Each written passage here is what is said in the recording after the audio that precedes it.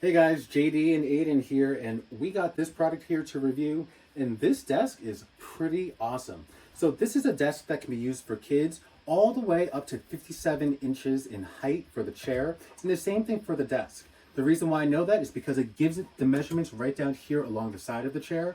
So this is a chair that can be raised and lowered by taking out two of the screws on both the chair or the desk.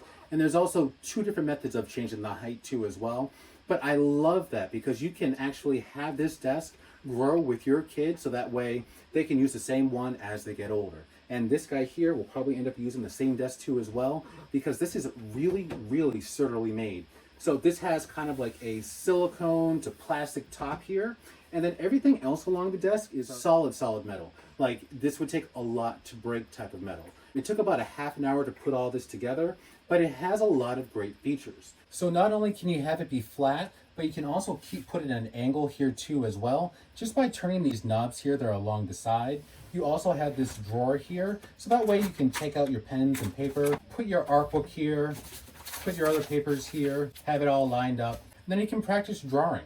Or you could just do your homework while you're sitting here at the desk. You can keep any erasers or any other items that you might need to do some schoolwork here. You can also read books here too as well.